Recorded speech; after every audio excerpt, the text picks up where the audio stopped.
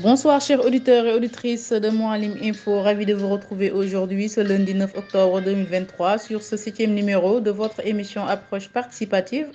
Je suis autour de la table avec mon co-animateur Monsieur Bekay Cham qui est un membre de la rédaction de Mouhalim Info. Comme vous le savez toujours, Monsieur Ben Ibrahim Sonko est notre chroniqueur. Notre thématique d'aujourd'hui est centrée sur la problématique de l'emploi et du chômage des jeunes au Sénégal.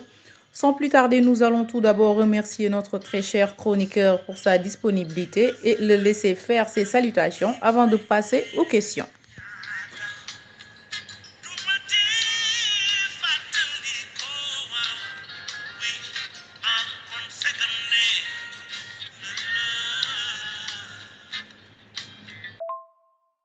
Bonsoir Madame Fall, bonsoir Monsieur Bekay Thiam, bonsoir également à Monsieur Diop Momar et merci encore une fois de m'associer à votre émission tant attendue, Approche participative, qui s'intéresse aujourd'hui à la problématique de l'emploi et du chômage des jeunes au Sénégal.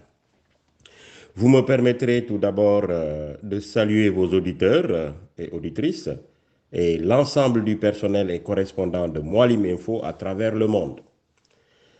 À tous mes amis et connaissances du Sénégal, mais également de la diaspora, qui ne ratent pas cette émission, je leur souhaite tout simplement un très bon confort d'écoute, tout en attendant vos questions, Madame Fall. Merci beaucoup, Monsieur Ben Ibrahim Sonko, pour toutes vos salutations. De ce fait, nous allons laisser la parole à Monsieur Bekay Cham qui va enchaîner avec vous ces questions.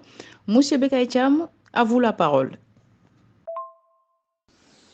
Bonsoir à l'ensemble des auditeurs de Mouhalim Info. Bonsoir à Madame Ganchiri Fall et à Monsieur Momar Diop, mes deux co-animateurs de l'émission Approche participative, qui est un rendez-vous tant attendu et très suivi par les auditeurs. Bonsoir également à notre fidèle chroniqueur, Monsieur Ibrahim Ben Sonko. Nous voilà encore réunis pour aborder une problématique qui est très au devant de l'actualité aujourd'hui. Si le chômage des jeunes est un phénomène bien connu, son ampleur est devenue en revanche très inquiétante au cours de ces dernières années. Donc ma première question, M. Sonko, est la suivante. Quelle appréciation faites-vous de l'état de l'emploi et du chômage des jeunes au Sénégal? Rebonsoir, Monsieur Cham, et merci pour votre question qui nous exige, pour mieux cerner la thématique, à définir les concepts emploi et chômage. Alors, contrairement au travail, qui désigne au sens large toutes les activités de production de biens et de services, l'emploi désigne la situation dans laquelle un travail est déclaré et rémunéré. Le chômage, quant à lui, est, si vous le voulez bien, une inactivité forcée d'une personne qui est due à un manque de travail. Alors que là, il faudrait que la personne soit dans une situation de recherche d'emploi avec une qualification en main. C'est important. Donc on dit chômeur, quelqu'un qui a une qualification et qui est en attente de travail ou qui est inactif, n'est-ce pas, pour des raisons involontaires de sa volonté. Son appréciation, donc l'appréciation du concept chômage, et sa mesure est donc complexe, en ce sens qu'une inactivité n'est pas toujours synonyme à un état de chômage. Donc quelqu'un peut être inactif, mais ne pas être au chômage, parce que tout simplement, il n'a pas une qualification en main ou il n'est pas à la recherche d'un emploi.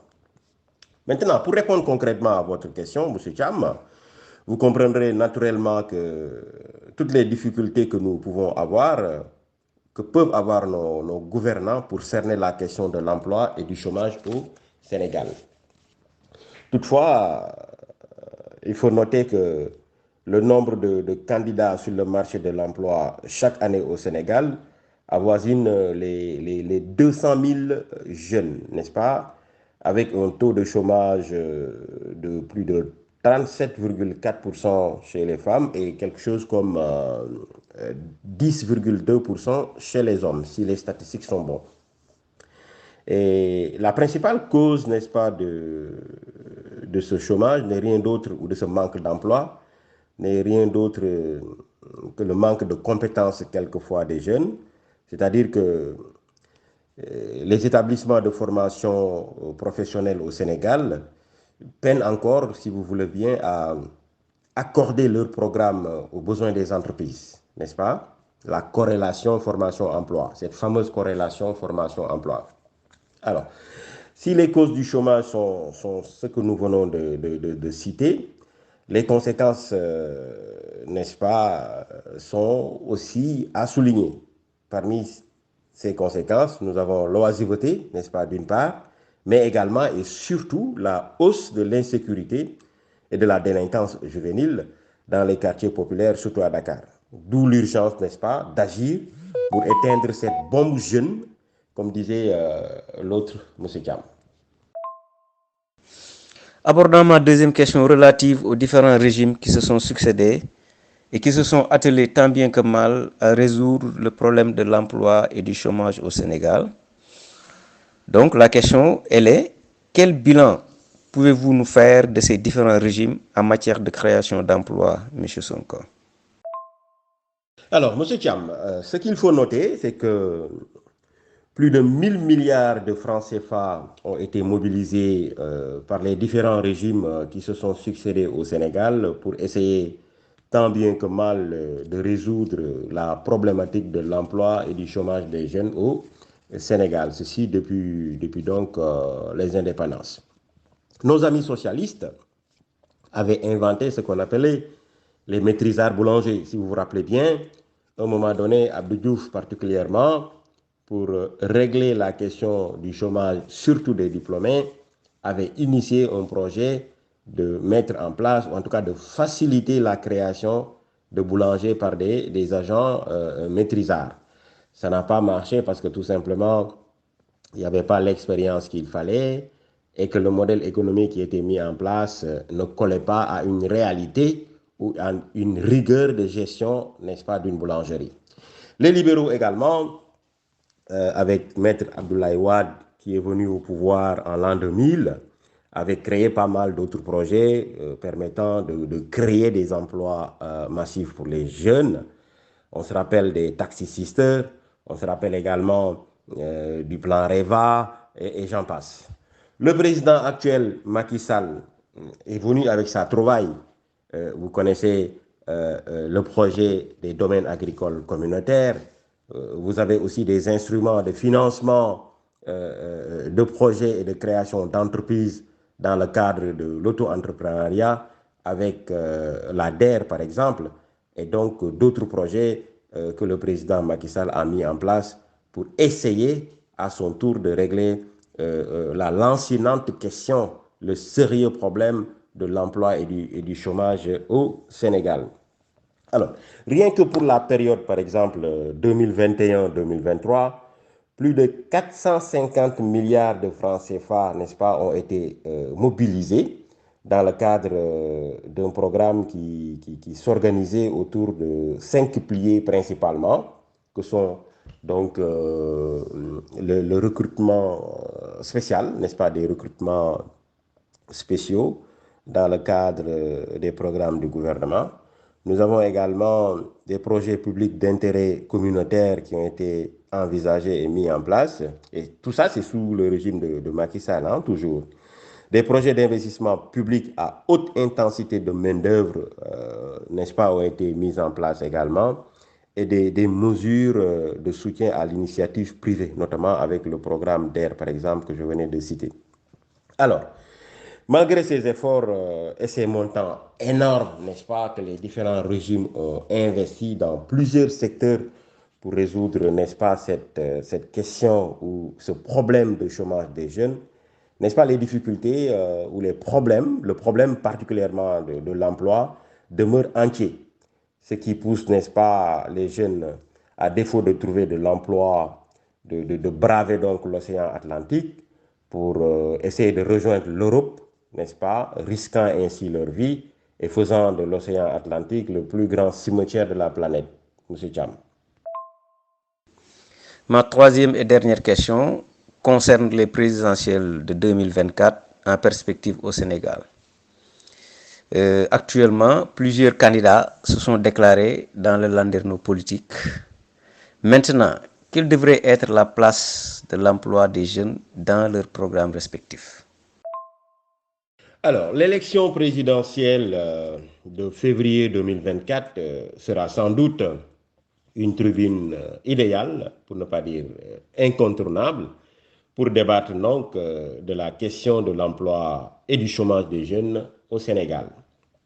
Déjà, des candidats à la candidature se sont illustrés à l'instar de Dr Boubacar Camara, du parti de la construction et de la solidarité Djengou Tabah, n'est-ce pas, qui, dans son ouvrage Construire le Sénégal du futur, a posé un diagnostic assez clair et sans complaisance, n'est-ce pas, de la problématique de l'emploi et du chômage des jeunes au Sénégal. Alors, dans le chapitre 6 de son ouvrage qui est intitulé Produire ou périr, M. Camara montre quelque part clairement comment créer de la richesse, n'est-ce pas, à partir de la création d'emplois autour de l'industrialisation de notre économie, qui selon lui est un prérequis, n'est-ce pas? Si vous allez de la page 132 à la page 137 de son ouvrage, il parle clairement, n'est-ce pas, de la transformation industrielle de secteurs clés, notamment le secteur de l'agriculture, le secteur de la pêche, mais également le secteur de l'élevage, qui selon lui sont des secteurs créateurs d'emplois massifs. Alors, d'autres hommes politiques, et pas des moindres, n'est-ce pas, à l'instar de Bala Moussa Fofana, donc Moussa Bala Fofana du parti PASTEF, il a également, ce monsieur, une idée très claire de ce qu'il faut entreprendre pour si vous voulez bien, résoudre la problématique de l'emploi et du chômage des jeunes au Sénégal. Alors, selon ce personnage qui, à mon avis, a la posture et la carrure d'un président sable, il faut sortir de la logique d'un État qui est dans l'administration et aller tout simplement vers une logique d'un État planificateur et d'un État, si vous voulez bien, actionnaire dans des entreprises en injectant, par exemple, des capitaux dans des sociétés avec des producteurs ou des industriels pour, n'est-ce pas, favoriser la production locale et par ricochet, la création d'emplois massifs. Alors, ce monsieur, à la personne donc de Moussa Bala Fofana, que je connais et que je suis depuis un moment déjà, est capable, à mon avis, de proposer aux Sénégalais, n'est-ce pas, un programme de société axé sur l'emploi des jeunes dans le cadre, n'est-ce pas, de cette élection en tant que candidat, toutefois s'il décide, n'est-ce pas, de solliciter le vote des Sénégalais. Donc, M. Thiam, vivement que toutes ces bonnes idées évoquées par-ci et par-là par des hommes politiques comme ceux que je viens de citer puissent, n'est-ce pas, se matérialiser et discuter dans le cadre de cette élection présidentielle pour le bonheur des jeunes Sénégalais qui n'attendent que de l'emploi pour rester au Sénégal et participer au développement de leur pays. M. Thiam. Nous vous rappelons que nous sommes dans votre émission Approche participative que nous faisons chaque quinzaine, présentée par Madame Fall, avec comme chroniqueur M. Ben Ibrahim Sonko et notre co-animateur M. Bekay Thiam. Abordons la quatrième question. La nature et la structuration de notre économie est-elle propice à la création d'emplois pour la jeunesse sénégalaise, M. Sonko? Madame Fall, alors, notre modèle économique qui est aujourd'hui orienté vers la production et l'exportation est, à mon avis, très loin de favoriser la création d'emplois si les matières premières ne subissent aucune transformation, ne serait-ce que première, avant leur exportation. Ainsi donc, et malheureusement, nous produisons et créons de l'emploi pour les Chinois, pour les Indiens, pour les Turcs, qui sont donc nos principaux acheteurs de nos matières premières. En réalité, si vous voulez bien, notre modèle économique ne permet pas, n'est-ce pas, de créer des emplois parce qu'en réalité, ce sont les PME et PMI, donc les petites et moyennes entreprises, et les petites et moyennes industries qui peuvent en principe permettre de créer des emplois en masse, si vous voulez bien, notamment celles du secteur secondaire, par exemple. Mais au Sénégal, on a une base manufacturière, n'est-ce pas, qui est très modeste, très réduite, même si elle est plus importante que dans beaucoup d'autres pays africains, surtout au sud du Sahara. Alors qu'en général, les créations d'emplois sont tirées globalement par ce secteur, en principe, je veux dire. Ce qui explique, n'est-ce pas, la perversité, quelque part, de notre modèle économique et que malgré donc la croissance économique enregistrée ces dernières années, surtout d'avant Covid, cela n'a nullement impacté sur la création d'emplois, n'est-ce pas, pour les jeunes sénégalais. Il est donc, à mon avis, urgent de revoir la structuration de notre économie pour donc favoriser la création d'emplois durables, n'est-ce pas, pour que le nombre d'emplois nets, autrement dit, le nombre d'emplois créés par rapport au nombre d'emplois détruits, soit positif en termes de ratio, Madame Fall. Monsieur Sonko, on va laisser Monsieur le Président de Mouhalim Info, en l'occurrence Monsieur Momar Diop, qui va vous poser la question suivante. Monsieur Diop, à votre micro. Bonsoir, chers auditeurs de Mouhalim Info. Bonsoir à notre chroniqueur Ben Ibrahim Sonko et bonsoir à mes deux co-animateurs, M. Bekatiam et Mme Gansiri Fall. Merci, Mme Fall, de nous avoir donné la parole. Donc, pour aujourd'hui, j'ai juste une seule question qui va en fait être axée sur le degré d'implication de l'État dans le processus de création d'emplois pour les jeunes. Bon, du fait que nous sommes dans un pays dans lequel 70% de la population a moins de 35 ans, donc disons une population relativement jeune, une population jeune qui est confrontée à un manque criard d'emploi. Pour ceux qui ont eu la chance d'être à l'école, la plupart du temps, quand ces derniers terminent leurs études, le problème qui se pose, c'est l'emploi. Bon, pour ceux qui n'ont pas fait les bancs, ils ont plus de problèmes parce que parfois ils ont un problème de spécialisation et un problème d'insertion. C'est donc sur cela que je voudrais que M. Sonko vous posez cette question. Donc, au-delà des entreprises privées qui font leur maximum, quel devrait être, selon vous, le degré d'implication de l'État dans le processus de création d'emplois pour les jeunes Sénégalais? Rebonsoir, M. Diop, et merci pour votre question.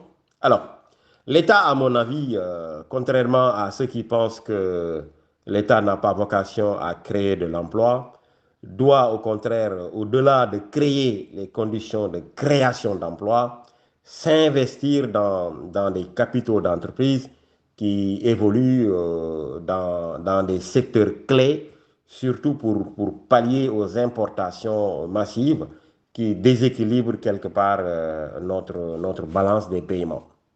Aussi, l'État doit privilégier, n'est-ce pas, les grands travaux en lieu et place des grands projets qui sont très coûteux et peu créateurs d'emplois. Aussi, il faut que les nombreuses agences de financement et d'accompagnement des jeunes pour la création d'emplois, à mon avis, ces agences doivent être regroupées en une seule pour, n'est-ce pas, une meilleure rationalisation ou à la limite, elles doivent tout simplement être relocalisées dans les ministères de tutelle pour une meilleure prise en compte, n'est-ce pas, des préoccupations des jeunes qui sont à la recherche d'emploi et de financement. Le guichet unique, par exemple, pour faciliter la création d'emplois. Alors, ce guichet unique doit être consolidé et déconcentré dans toutes les localités du pays, même les plus petites, n'est-ce pas? Du point de vue de la fiscalité, alors, l'État, dans ce sens, doit accorder, n'est-ce pas, au moins 3 ans de différé de paiement de taxes et autres charges fiscales pour les PME et PMI, donc les petites et moyennes entreprises et les petites et moyennes industries qui n'ont pas bénéficié, n'est-ce pas, de l'accompagnement financier de l'État dans l'investissement. Le secteur informel, qui est un secteur très important au Sénégal, doit faire l'objet d'organisation et d'encadrement, sans pour autant prétendre de le formaliser, de peur de détruire des milliers d'emplois et de jeunes Sénégalais qui évoluent dans ce secteur clé de notre société, qui absorbe quand même des milliers de jeunes qui sont laissés en marge des structures étatiques compétentes à leur insertion. Avant de passer à ma toute dernière question de cette édition de ce soir, je tiens d'abord à remercier notre très cher chroniqueur, M. Ben Ibrahim Sonko, puis le président de Moualim Info, en l'occurrence M. Momar Diop, et notre très cher co-animateur qui est un membre de la rédaction de Moualim Info en ce qui concerne M. Bekay Cham.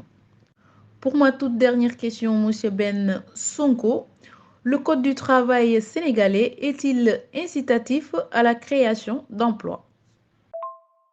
Madame Fall, le Code du travail, si vous voulez bien, est un document qui régit donc l'ensemble des relations entre employeurs et salariés, n'est-ce pas, du début à la fin, n'est-ce pas, de la relation de travail.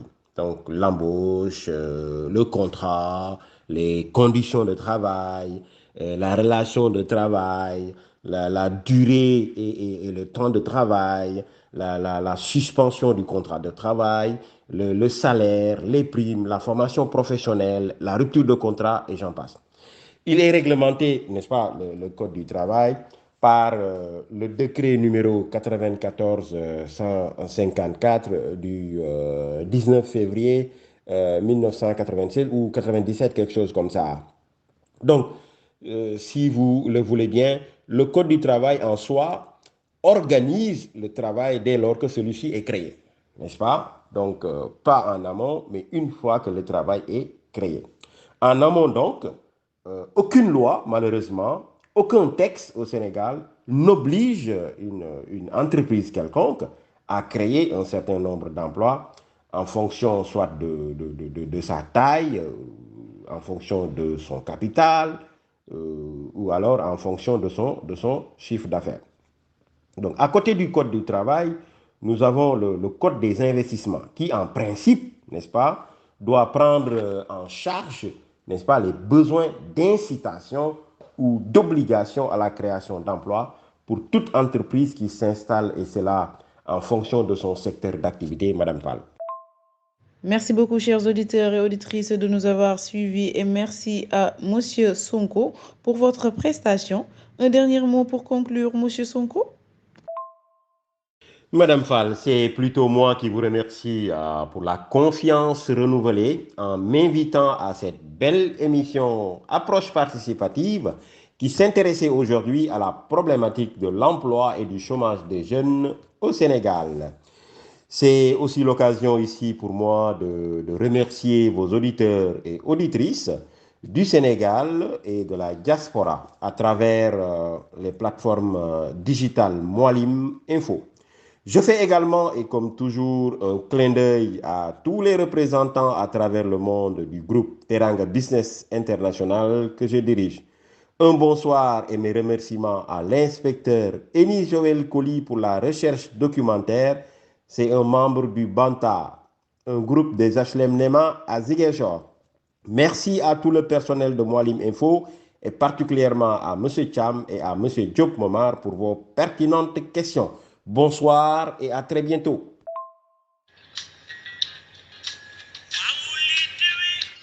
C'en est tout, chers participants et participantes. C'était tout pour votre émission Approche participative de ce lundi 9 octobre 2023.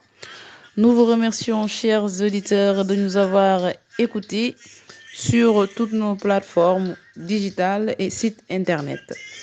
Quant à moi, je vous donne rendez-vous demain soir pour les actualités en version française.